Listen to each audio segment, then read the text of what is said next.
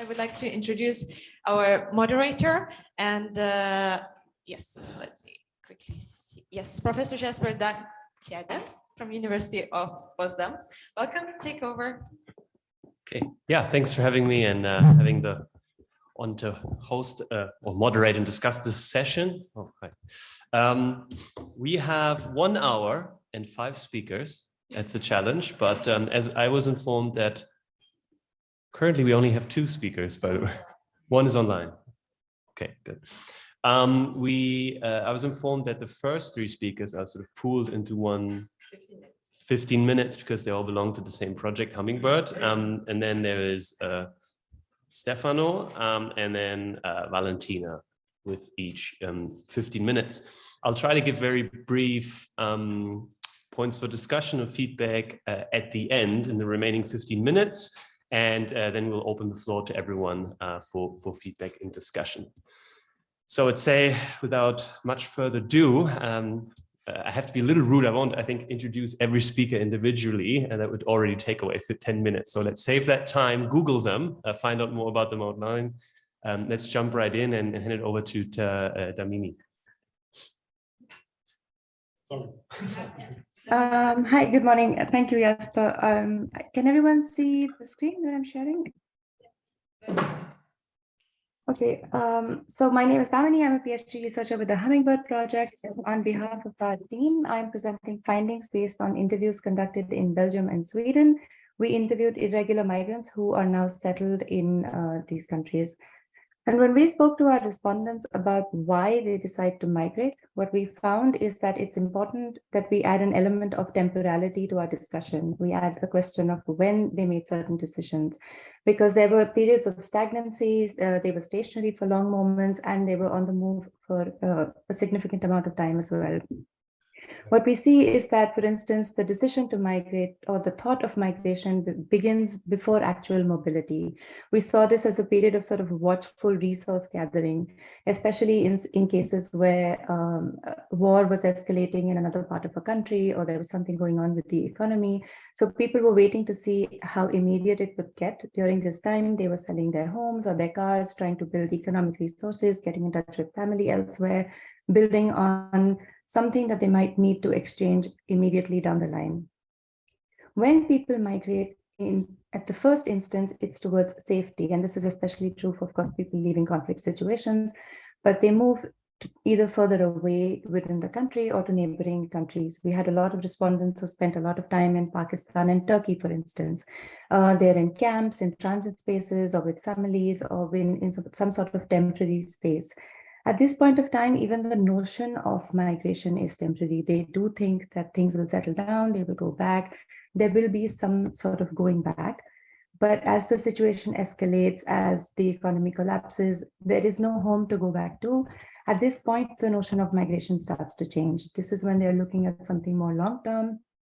This is also when they encounter the barriers around them that have now become more entrenched. So if they're in camps, they're looking at staying undocumented. They don't have access to schooling or jobs or any sort of long-term framework to plan a life. The duration that this takes from the time that they leave their countries of origin and the time that they were in the countries where we interviewed them, it varied significantly. It was weeks for some respondents. It was a matter of years for others.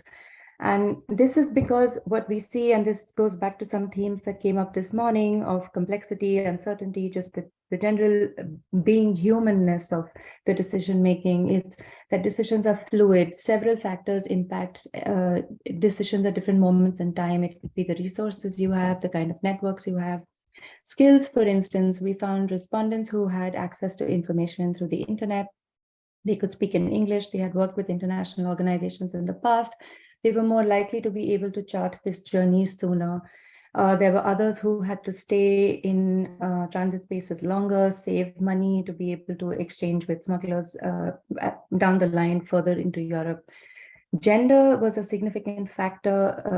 The women that we interviewed who traveled alone, they were more likely to belong to a higher economic class because they could exchange, they could pay more for faster, safer travel. What we found running through all of our interviews was this idea of aspirations. It's when the schools closed down, there were no job opportunities, there was no life to plan. when they were in transit spaces or in camps, there were no pathways to legalization. They were looking at staying in this limbo state for years on end.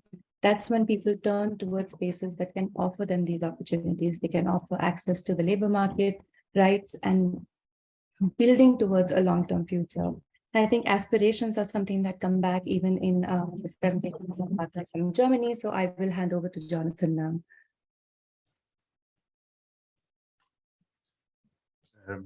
Thank you very much, Damini. I would like to briefly present the most important empirical findings that resulted from the interview analysis with settled migrants in Germany with regard to drivers and aspiration. This table here provides an overview of 3 different types of main circumstances or drivers that caused the departure that we were able to identify in the course of our analysis. At first, there is Group A, the ones who fled from war and mostly came from Syria. Then there's Group B, the ones who fled from persecution. They mainly come from Iran, Iraq, and Afghanistan. And Group C, the ones who fled or migrated because of lack of perspective. They came from sub-Saharan African countries. Here we see in the columns the main drivers, and then the lines on the left, we see the specific circumstances. The blue numbers represent the frequencies of the statements for a given circumstance, not the number of people. These we see in the black color. From this, we were able to derive which specific circumstances are how significant approximately in which group. On closer consideration of the individual statements that stand behind these numbers, it usually turned out that the respective departure was caused by a combination of different factors or reasons. For example, a combination of war, political persecution, collapse in supply, existential threat, loss of relatives or friends, or family reasons, especially at these 2 points, the 2 last circumstances, loss of relatives or family reasons, we see were relevant in all groups. And particularly interesting are the aspirations connected to the groups. In groups A and B, there was sometimes an initial idea of coming to Europe or Germany. But the concrete idea of Germany as a destination, however, only concerned those who had networks there. At the same time, these people all had high financial resources. Those within groups A and B who did not have networks in Europe at the time of departure very rarely had clear defined destinations initially. For them, there was usually only the idea of going to the nearest country and reorienting themselves. Often also with the hope of being able to return soon. And particularly interesting in Group C, nobody wanted to go to Europe from the beginning. This means that the cases we studied were contrary to the image often presented in the media that most people from Africa want to go to Europe. These people did not have networks and usually had very few resources. Some of them had no idea about Europe at all.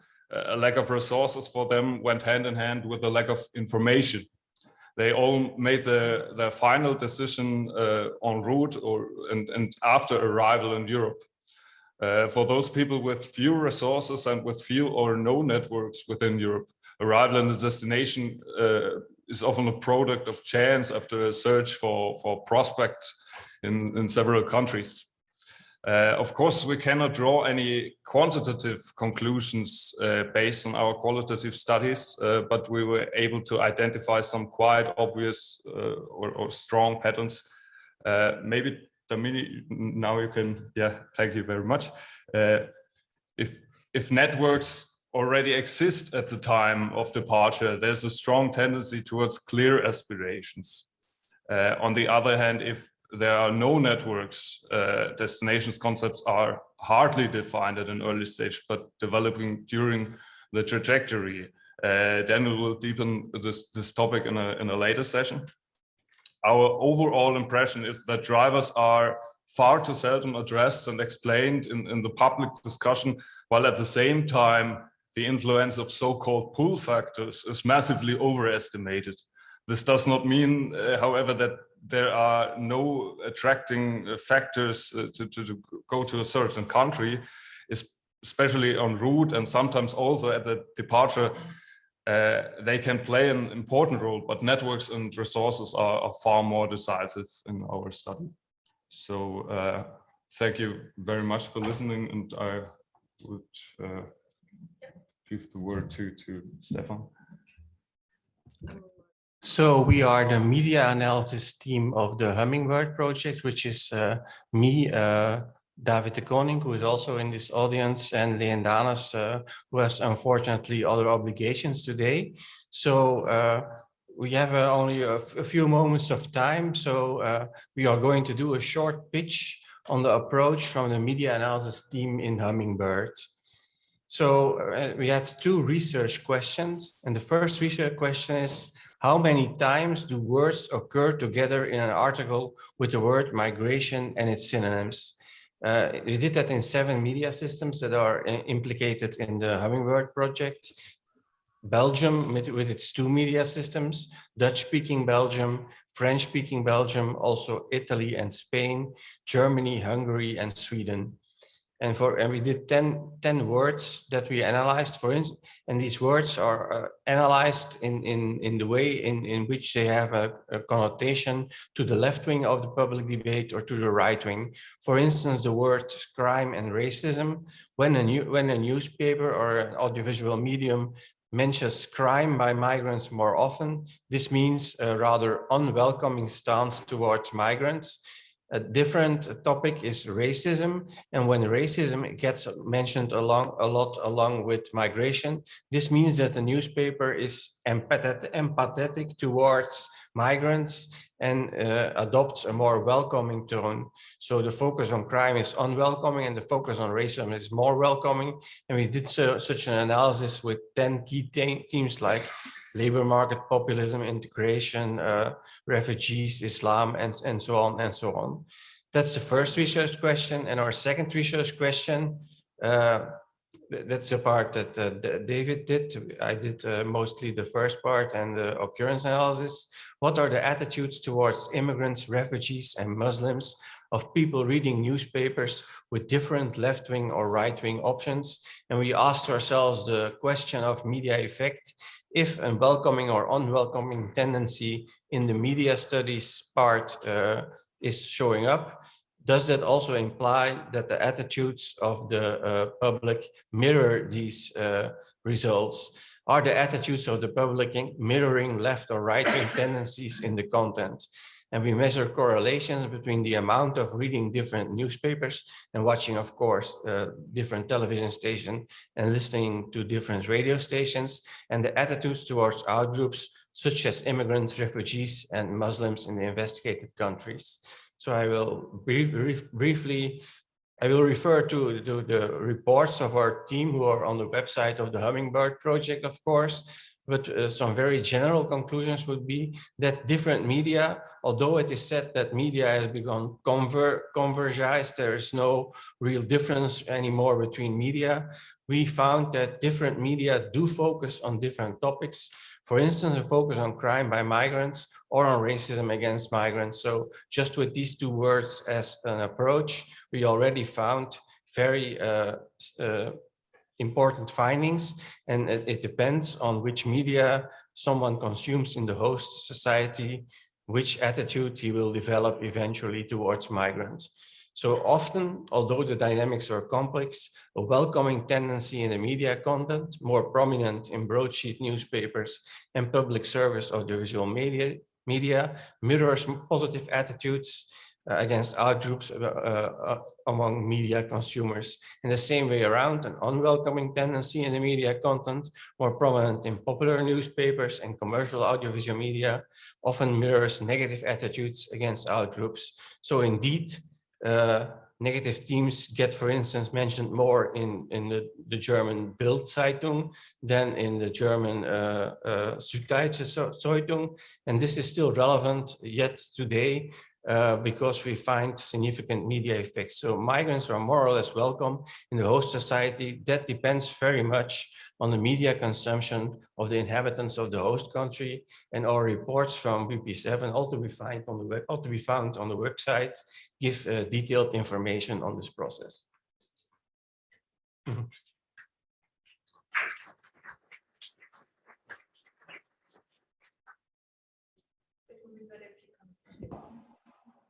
Okay.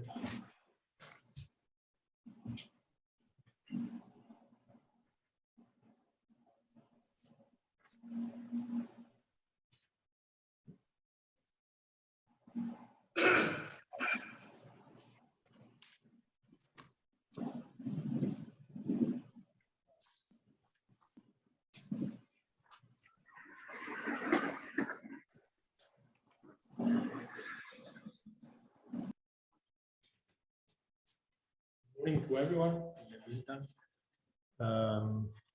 I'm Stefano De Gioberti.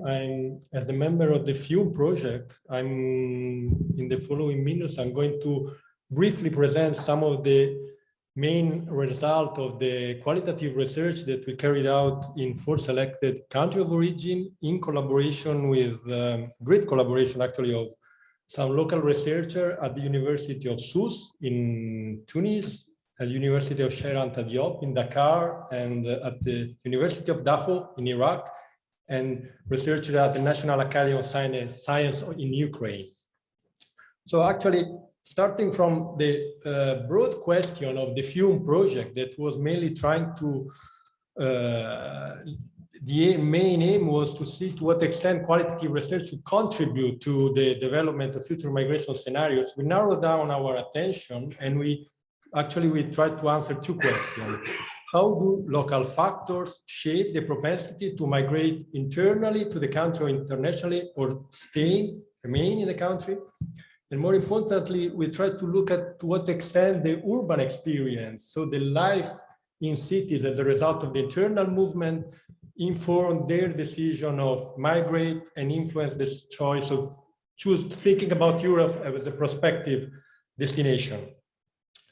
And the main aim of our project, as I said, was to narrow down our techniques of research and look at more from an actor-centered approach, how to develop scenarios. And at the same time, most importantly, we try to examine the interrelation between contextual factor of decision-making and how they are involved in the nexus between internal, international migration trajectories. And more challenging was to assess actually to what extent the selected cities still play a role as a stepping stone for migration abroad for people moving internally. And we try to look at this at different times. So people arriving in the city at different times, if these different times of arrival influence their propensity to migrate. I could already anticipate some of the main outcomes, saying that actually cities still play a key role for potential international migrant, but has a field of evaluation of their motivation and their decision to migrate. And most interestingly, the individual capability to migrate to Europe, so the concrete possibility to migrate to Europe, is always more a result of not a planned project, but rather to a mix of intertwined causalities, unplanned chance, and fortuitous circumstance that change along the migration trajectories, but also about during the life course. And so that actually leads us to reflect on the fact that not just the trajectories of migration is becoming always more fragmented, but the trajectory of migration aspiration. So their aspiration becomes fragmented and should be tried to be understood. So very quickly, our, as I said, we focus on 4 cities: Dakar, Sousse, Kiev, and Dachau. We carried out this research between 2020 and 2021, sorry, so before the Ukraine war, and mainly based on desk research and in-depth interview in these cities. how we come to the city. Actually, because we're looking at places that are destination of multiple trajectories of internal migration, but at the same time, we were interested in places that, at least in the last decades, were starting point for international migration, relevant starting point. And at the same time, we try to look for places that could somehow cover the main migration area directed to Europe. So Sub-Saharan Africa, Northern Africa, Eastern Europe, and Middle East. And as I already said, we try to select our sample based on some criteria, that meaning the time of arrival to these places. So that leads us to select, to identify try to modeling through 3 categories that change actually according to the different case studies, but I cannot enter in details on that. So how actually, I mean, to what extent is relevant the time of arrival for the migration propensities? Actually, it was a relevant factor in most of the case studies, except for Ukraine.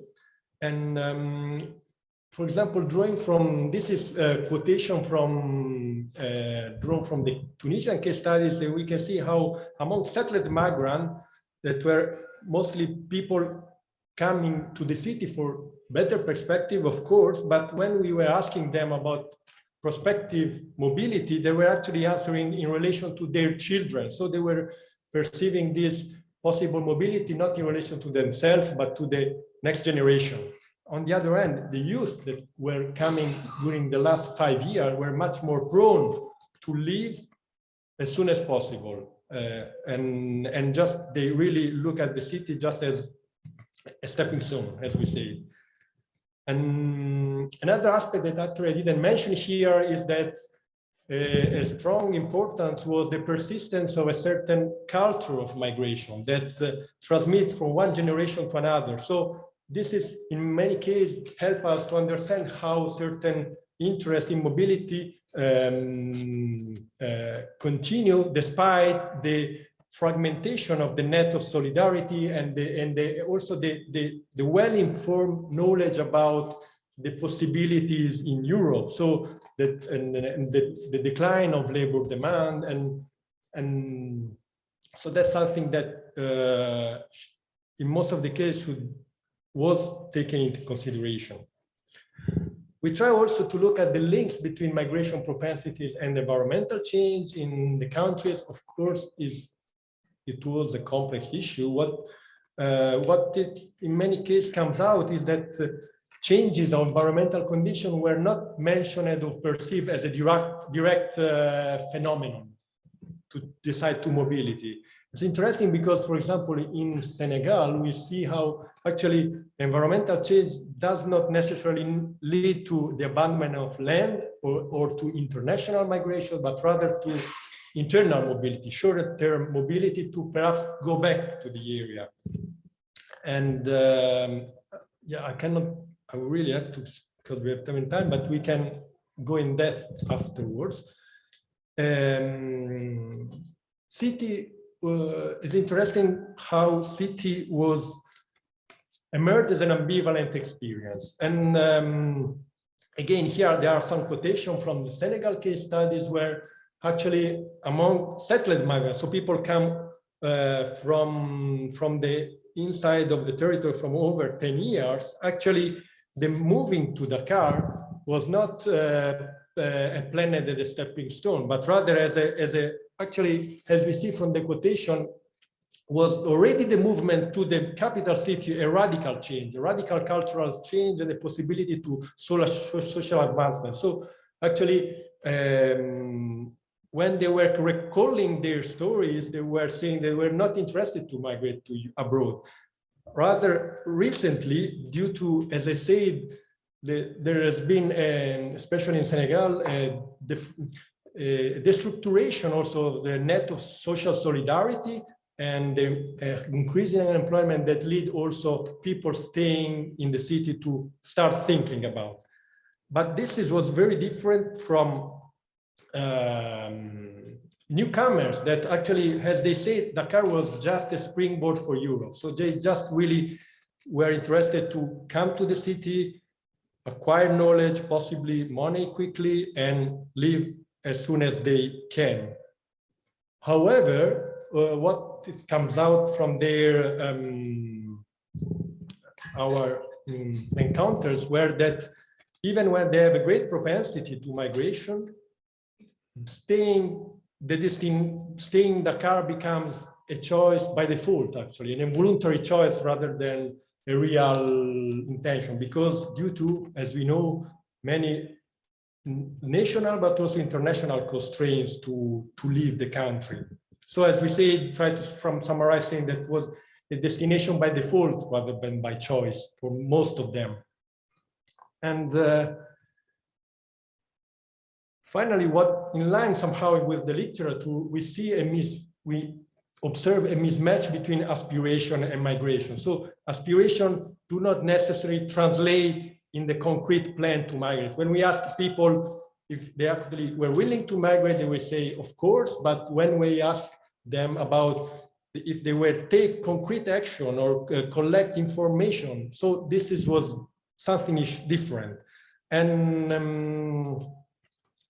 that's actually was something that is really linked to the Hummingbird project, because also in our case, we see that there was no planned project of migrate, but most of the possibility were linked to the availability of reliable social networks. So, and the evaluation of the reliability of social networks. So this is something that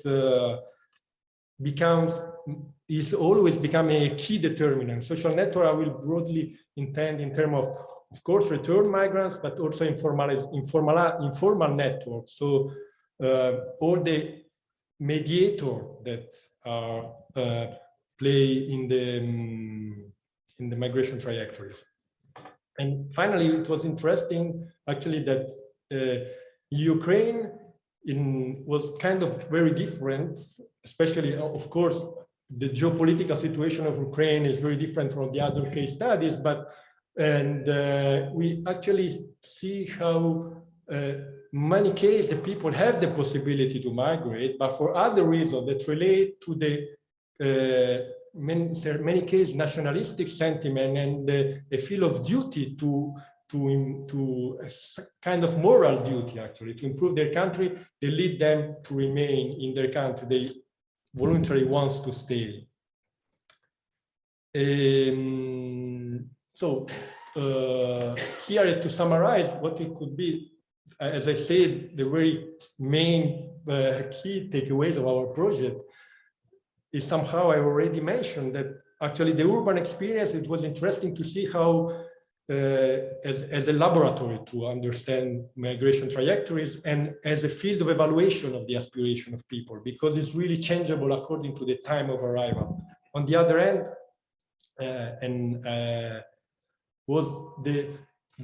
we come to be interesting to shift the attention from the fragmentation of the aspiration of the people. So how the aspiration change along their life course, and not only through the roots, but also the life course in living in their country. And finally, actually, as I said, we try to make a comparative analysis of the research case, our case studies, and what, of course, there were different socio-historical backgrounds that were at stake, but what was interesting is that what was influencing was the increasing attitude, as I say, to rely on informal networks, and especially that was linked somehow also to an informalization of migration due to the shrink of the legal channel of migration. Thanks.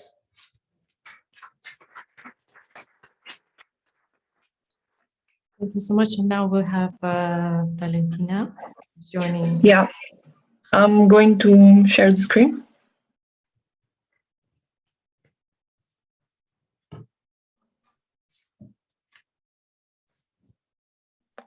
Just 1 second.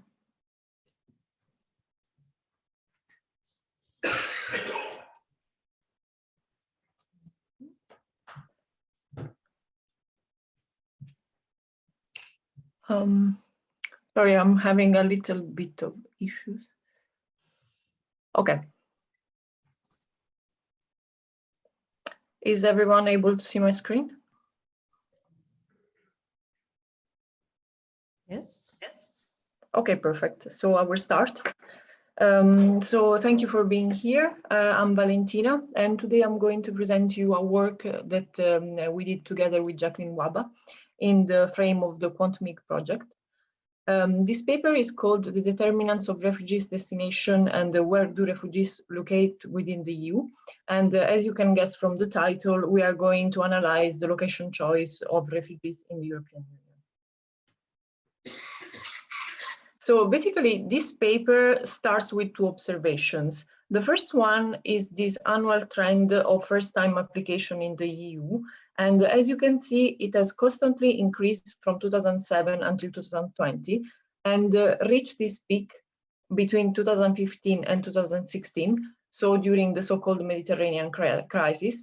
And this made us think that this is a very relevant policy question for the EU. And also the second observation is that refugees tend to concentrate in a few countries. Like here, we have the 15 most common destination countries, and we can see that the difference between the first and the second countries and the first and the last country is pretty huge. So there is kind of concentration of refugees in a few countries. So in this paper, we are analyzing the pull factors that drive asylum seekers to go to a particular destination within the EU and try to understand why they concentrate in a few locations. And we are studying the location of the first-time non-EU asylum seeker between the period 2008 and 2020. What is the novelty of this paper is that we are trying to control for the traditional pull factors. So the economic factors, for instance, income and unemployment, some proxies for geography, so proximity and distance, and some cultural proxies. And in addition, we are including some measures that can capture the asylum application process, for instance, processing time, the generosity of the welfare system, and the role of employment rights and social networks. And the main novelty is that, to our knowledge, no study has previously tried to understand how all those determinants can interplay together. And also when we go in the literature, we see that there is much about the location choice of migrants, but there is not that much about the location choice of particularly of refugees. What we know is that economic factors seems to be an important determinants, and that welfare policies do not have really a significant effect on asylum applications. Also, a recent trend of literature has focused on the role of asylum policies and asylum process and find a positive correlation, but we don't really know anything about the role of the social network in influencing destination choice of migrants in a more systematic way. While another strand of literature has focused on the integration of refugees in the labor market, and particularly this first paper has focused on employment rights and found that employment ban have a detrimental effect that is long-lasting. So regarding the data, we are using all the third country nationals, so non-EU citizens that are applying for international protection in an EU member state. And those data come from Eurostat, and our dependent variable is measured as the number of first-time asylum application from citizens from a given country to a destination country. And our measure will be quarterly. Our main sample consists of 28 European destination countries that we observed for up to 44 quarters in the time span between 2008 and 2020, and we have up to 193 countries of origin.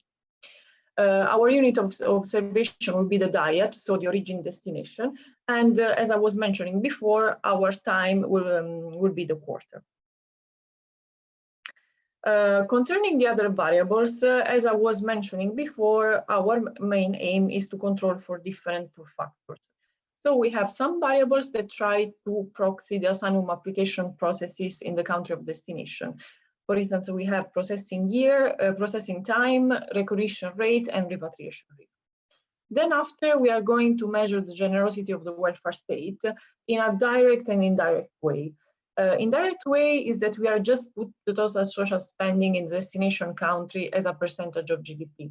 But of course, we know that not all countries give the same access to social security to the refugees. So what we did is that we built an index specially targeted at refugees based on the demig-quantmig database. That is a database that basically records all the policy changes that happen in a destination country. Thanks to this, we have an index that starts from 0 and takes the value of 1 every time that the country implements a new policy that is more favorable to refugees. Then after, we have the number of months of ban from employment, because most of the countries in Europe do not allow asylum seekers to work. And the ban can go from like 2 until 12 months. And also this information is taken from the demig-quantmig database, and we did an analysis on the policy change that we can find in this particular data set. Then after, we are going to measure the role of social network, and we proxy social network as the cumulative sum of asylum application from a given country in a given destination, from the first quarter of analysis up to 1 year before the quarter of interest. This is a measure that has already been used in some other paper, and for the dependent variable is based on Eurostat data. Then after, we have the economic pull factor, and we have quarterly yearly unemployment rate from Eurostat, quarterly yearly GDP per capita from OECD Stat, and we have also cultural and geographical variable based on the CEPI Gravity database. So these are some basic descriptive statistics about our pull factors. And what I want you to focus on is the statistics about the asylum application, that on the average are more or less 171. But as you can see, this average masks a huge variation that goes in line with the point that I was saying before, that refugees are mostly concentrated in a handful of countries. In fact, the standard deviation is pretty high. And if we look at the maximum here, it corresponds to Syrian refugees going to Germany in the first quarter of 2016. That is not surprising. So as the empirical methodology, we adopt a standard gravity model, and we use a PPML specification to include zeros that are quite a big chunk of our dependent variable, because it's more or less the 26% of our dependent variable. Another important point here is that we are trying to minimize problem of endogeneity and particularly reverse causality, lagging most of the variables of 1 year. However, here we are not talking really about causality, but rather correlations. So all the results that we are going to present have to be interpreted as correlations rather than impact. We are clustering the standard errors at the country period level, so at the diet level. And we are using origin time fixed effect, both to control for multilateral resistance to migration, but also to control for the push factors at origin. So those are the main results. And what I want to focus here, that is also the main message of the paper, is that if we look, for instance, at asylum processes or also at the other policy, and we go to column 6, that is our preferred specification, in which we are controlling for all the determinants, what we can see, and this goes also in line with the results that you presented before on aspirations, is that the social network has the highest elasticity.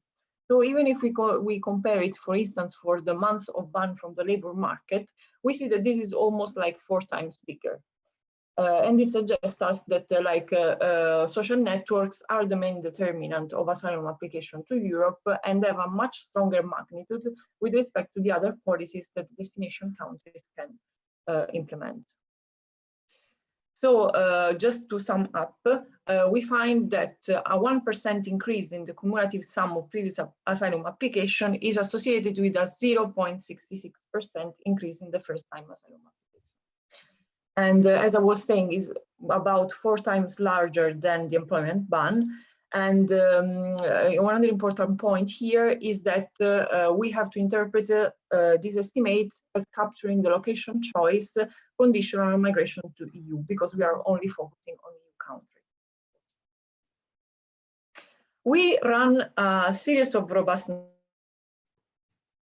checks, and in particular here I'm focusing on social networks because it's the main result of our paper. And here just to like show you that we try to run the same regression with the different measures of social networks, like different database, like for instance UNDESA, using stocks instead of previous cumulative applications, using different logs, and everything is confirmed. So like the magnitude of social network is bigger with respect to the other policies, and is also like quantitatively similar to our preferred specification, as you can see here.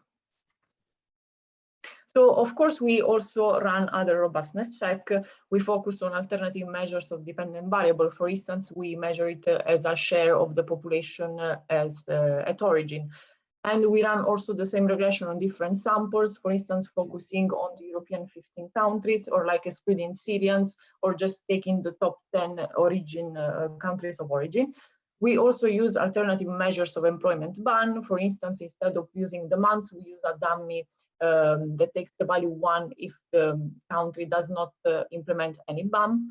And we also use different measure for welfare generosity. In this case, we are also using like different logs, and we are also measuring welfare generosity with another database that is called MIPEX, but also in this database, like is not specifically targeted to asylum seekers. So that's why we are using our index as our preferred specification. So to conclude, what we found is that social networks is the main drivers of migration of refugees to Europe, both in terms of previous asylum applicants and also in terms of stocks of previous migrants. We find that also economic factors are statistically significant, but are not as important as the social networks. And also asylum seekers are not really attracted by the generosity of the welfare state as they are attracted by the presence of previous social networks. Also, that is a main point is that the removal of employment bans would have a very little impact on the number of asylum seekers. Like we did some calculation, and the number would be more or less like 25, 30. I don't remember if it was like, it's somewhere between 25 and 30. So given that these kind of policies that aim at deterring asylum seekers, like the one of employment ban, has a very modest impact, it can be like more efficient actually to avoid imposing an employment ban for two reasons. First of all, because when they come, if there is an employment ban, refugees can be more dependent on public spending. And also because previous evidence has shown that if there is an employment ban, the integration process of the refugees is much more difficult with respect to countries that do not have a short employment ban. And also we underline again that the main pull factor is really the presence of the previous social network. So thank you for your attention. I hope I was in time. Thank you very much. We will have 20 minutes we could use for the discussion. Yes. All right, I'm faced with an impossible task to say something insightful in 5 minutes about these 5 presentations with a lot of rich material and really exciting research. I'll try my best. So we start with the Hummingbird project. We had Domini, Jonathan, and then Stefan. And I found these really interesting, and especially Domini and Jonathan sort of used a qualitative design, largely exploratory design to figure out what the factors are in making migration decisions. And what often these type of studies arrive at is that the decision is very complex. It's very fluid. A lot of things matter. It changes over time. It changes in the life course. It changes the aspirations change along the route in transit cities and so forth. And I think that is all true, but looking at this from a sort of from the perspective of a quantitative research scholars, we love to not make it more complex, but try to reduce complexity to see whether we can model this and whether we can have fewer parameters, let's say, that are good enough to make some inferences about migration and trying to arrive at sort of more general theories of what drives migration. And I think there's so much potential here for mixed method studies or for a discussion between these quantitative scholars who simplify too much, and maybe between the qualitative studies who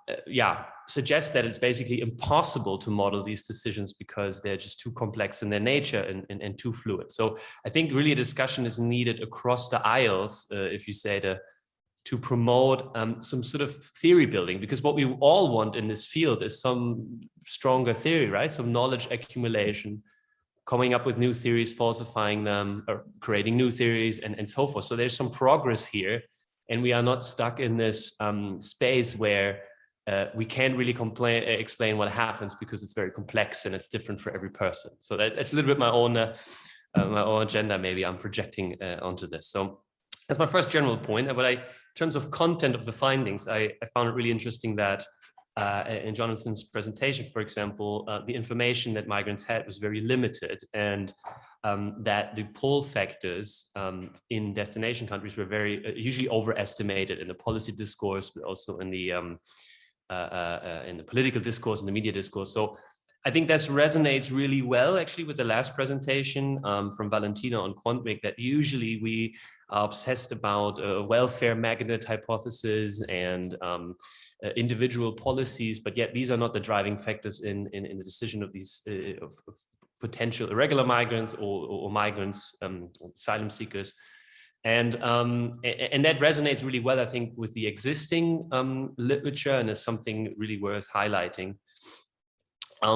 What also Jonathan and Valentina found that the role of networks is key. And this is also something we know from the literature, and I especially encourage Valentina, who is, I think, an economist, but I encourage her or that team to engage also with the sociological literature on this.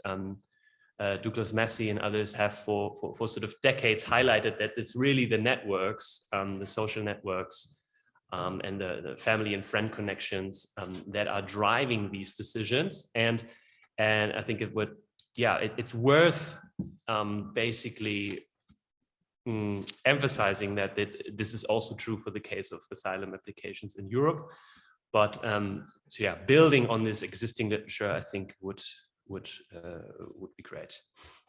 So a slightly different study from Stefan and the team there is on the media analysis, which I found really, really interesting, especially sort of thinking about the choices of words in different media outlets and how they associate with migration. And particularly I was interested about some certain statements about this correlation between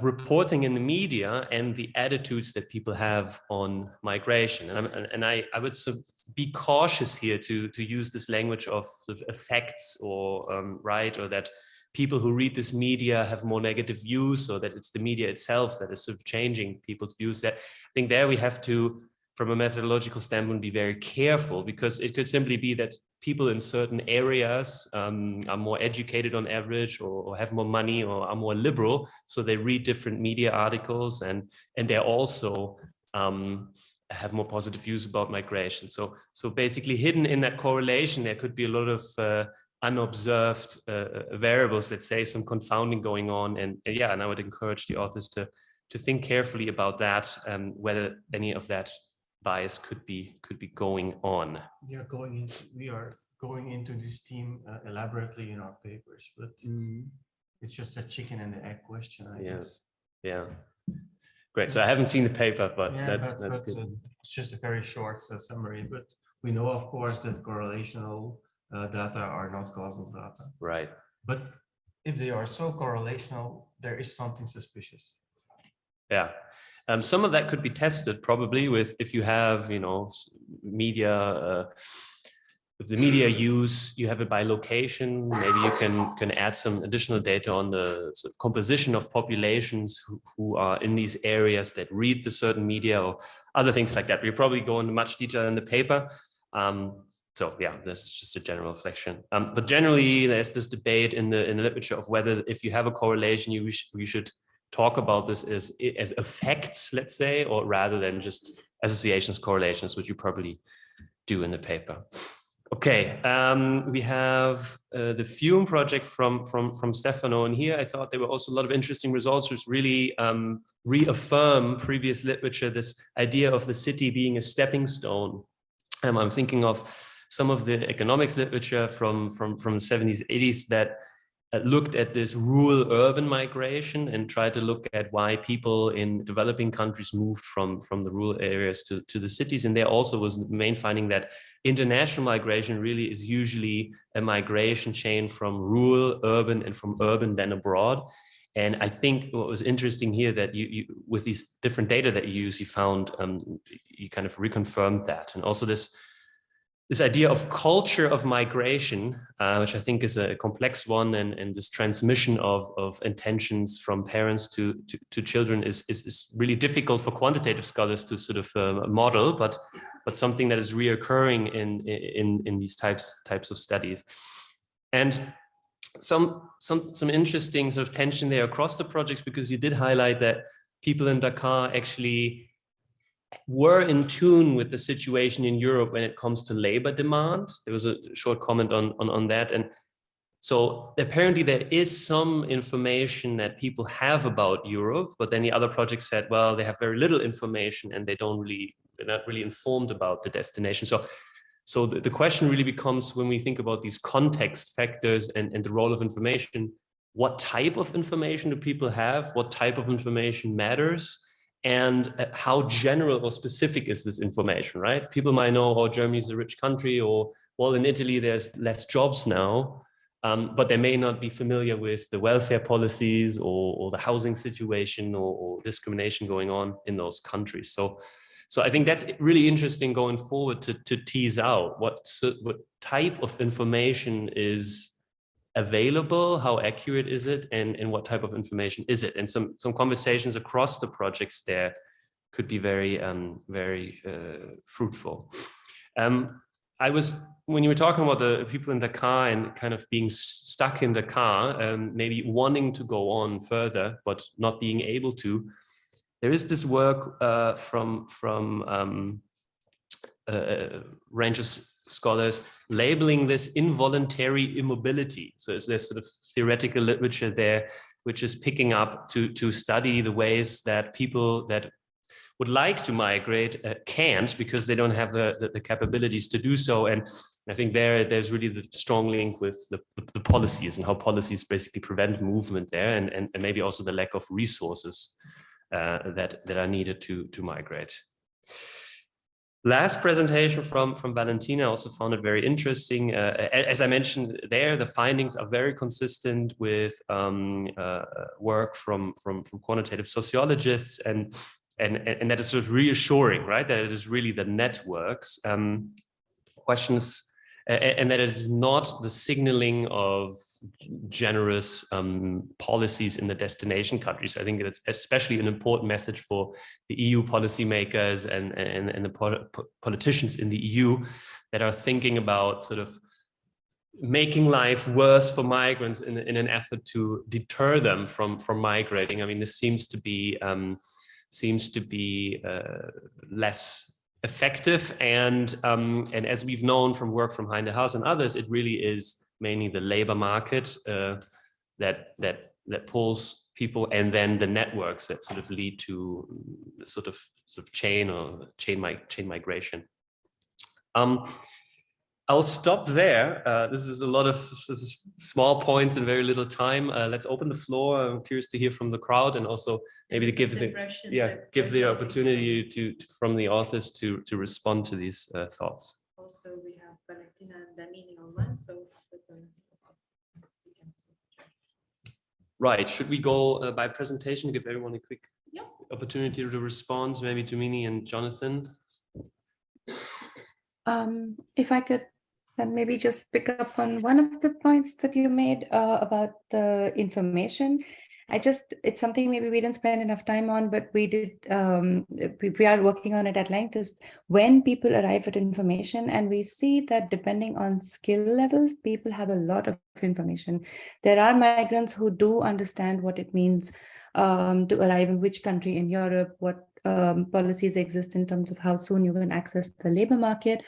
But we also, of course, there are also people who don't necessarily have access to that kind of information. So just to, not to add more complexity, but there is a heterogeneous group of people traveling, and the access they have to information really differs across a skill level. And even where they are, there are some NGOs en route who will help. We've interviewed NGOs that work with migrants purely in terms of information. So arming them with, these are your rights, this is what you will get here and there. So just to add to that, maybe Jonathan wants to say something.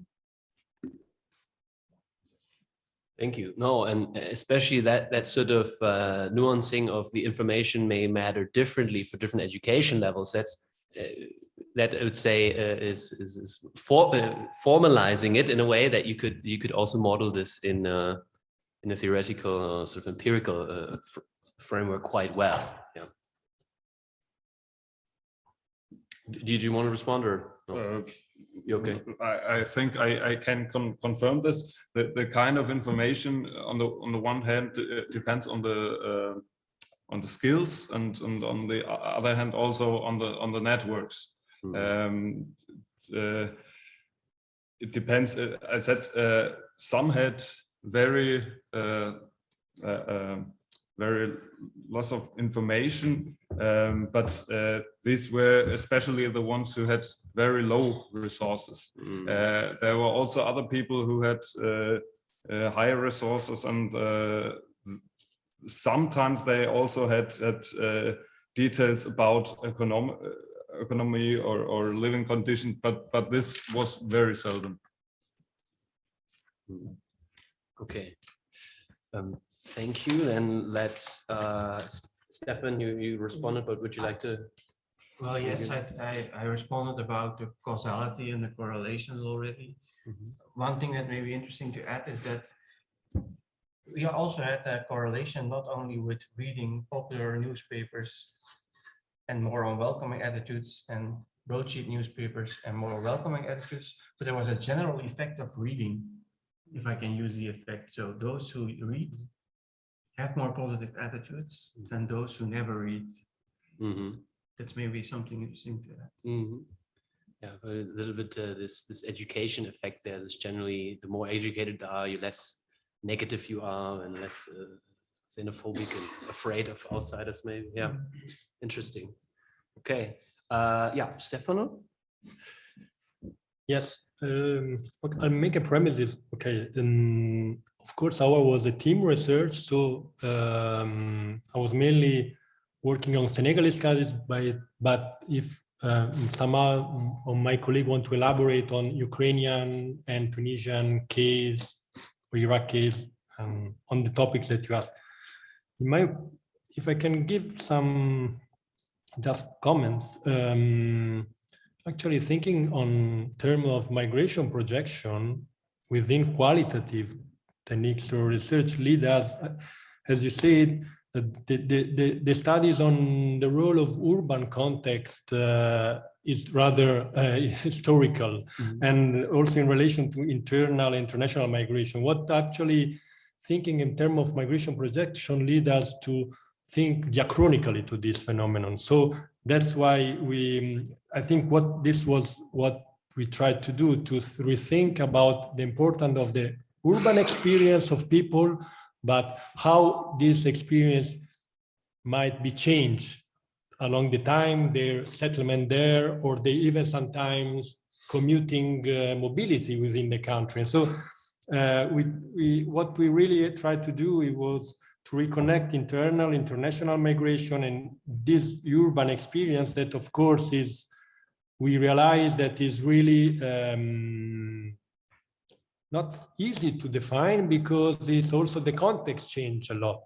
This capital, and that's why we thought if we could still talk about cities, in particular Dakar, if I could talk about this case as a stepping stone for migration. But in many cases, it seems to be still already, and it's still like this because most of the people move to Dakar. But on the other hand, I have to say that there is, as we said, an informalization of mobility that is leading other secondary cities on the border of eastern Senegal to be key point of departure. So other phenomena are ongoing, actually. And when we, as I said, also in our case studies comes out that the evaluation of the availability and reliability of social networks was a key aspect, actually, more than having a clear migration project. It was something that is also this concept of migration project. We were questioning this because it's not really helpful, it seems to us, to at least to understand the attitude of the people. And in that sense, in terms of when we were saying, think about the availability and degree of accurate reception of information, actually, yeah, it's true, because we try to understand what kind of channel, through which channel, and if, okay, there's I would say human channel, so returnees, but also tourists in a certain case, that brings, for example, to the people very clear-cut information about certain place, for example, in Europe. They really know certain cities, certain connection among certain cities in Spain, for example, and that was their no. So there was not, we were questioning somehow also the idea of El Dorado of Europe, because they was not having a very blurred idea or stereotype idea, but sometimes a very clear idea of certain town and connection and what they could do there. And at the same time, this was one side. On the other side,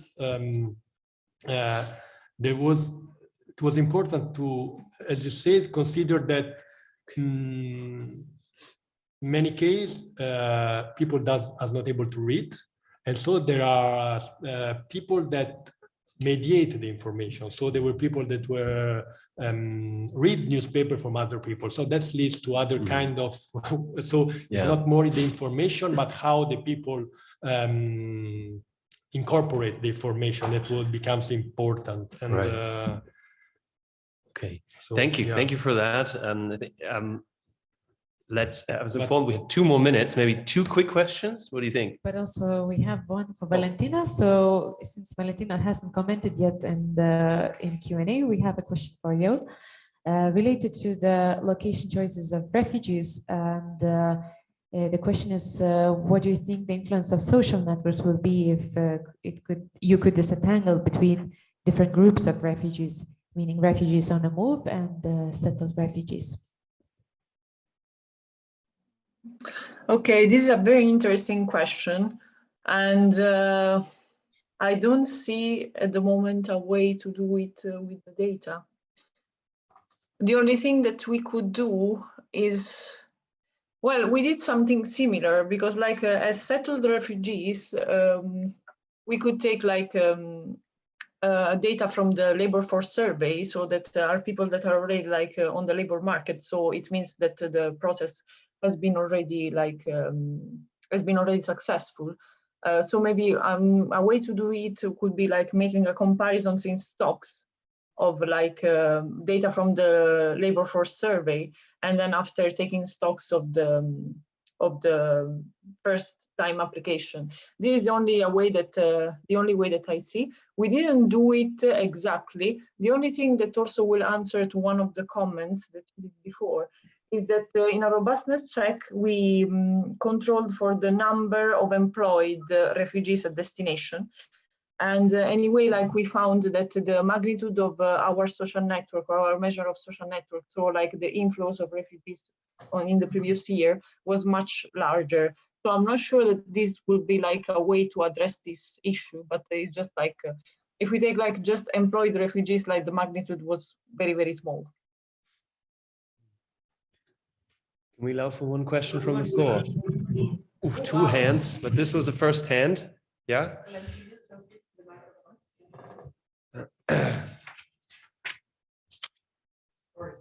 Thank you. Thank you very much. I have a question. He was up first, sorry. Can you hear me? Okay. Yes. I have a question for Valentina because I actually Yes, I'm here. work on a similar paper that is published in Journal of Refugee Studies in 2021. And I figured out that actually regarding the network, at least in my understanding, it is interesting, but when you split, because we control actually for family reunification, where it affected future asylum seek application. And I'm wondering whether if you split, you include family reunification effects in your model, whether it will not capture part of the network effects. And that's maybe why you find a strong effect of networks. Because what we did in our paper is that we look at the stock of refugees in the country of destination 2 to 4 years before the people apply for asylum. And then the effect of network was like minimal or insignificant in the models, because we control for family reunification. And therefore actually family reunification was the main driver of migration. That's what we found out.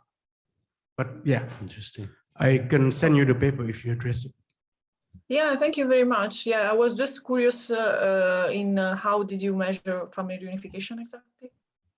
Like you had data on people that applied for protection, and like you have data for like people that enter for family reunification reasons. Okay. Maybe yeah, share the study, sounds interesting, and continue that conversation bilaterally. Rainer, you have a comment? Sorry. I have two quick remarks. The first is to Valentina, but to everyone. We take first asylum requests as a proxy for inflows. But there's a few countries in Europe, including Germany and Austria, where, for example, the children born to refugees have to ask for asylum at birth and then have a recognition rate of 100%, which and in some countries also when it comes to family reunion, the people arriving as united also go into the asylum statistics, not procedure, because it's given automatically, which reinforces the network effect. But it's not fully related to migration, in particular when it comes to the children. The network effect would be interesting to study when we look at Afghans and Syrians who have come in 2015-16, because there was no large Afghan and Syrian community in places like Germany, unlike Sweden. Despite that fact, there was, so it would be interesting also to study it in cases when there is a new group of people coming who had no precedent, like there was no Syrian immigration to Europe of any size before 2014-15, just as a research question to our final remark. There is limits to what can be asked when you interview people. I'm referring to studies, Western African migrants living in Northern Africa being interviewed. We would assume that they would name climate as an important reason for moving. But because of what you might call climate illiteracy, people know nothing about the concept of climate change, despite the fact that they feel the effects, but they cannot name it. If you have a category like climate, people would not stick the box. And when you look at these results, I was amazed to see how few migrants in Northern Africa have related to climate. But then then you need an anthropologist, and the person says, oh, it's like in the Bible, 7 good years, 7 bad years, and we are now in the 7 bad years, or something like that. Then the question is, do you talk down to these people and say, I know better? I mean, there's limits to what you can ask. And I was just saying, because I mean, we need both the quantitative structural analysis and the interviews with people as well. Sorry for this. Not a question, it's just 2 technical remarks. Thanks a lot. Thanks a lot. And thank you all for this discussion, very brief discussion. We have very little time, but hope you'll continue during the lunch break. But we still have one more session to go. So thanks a lot. Thank you very much.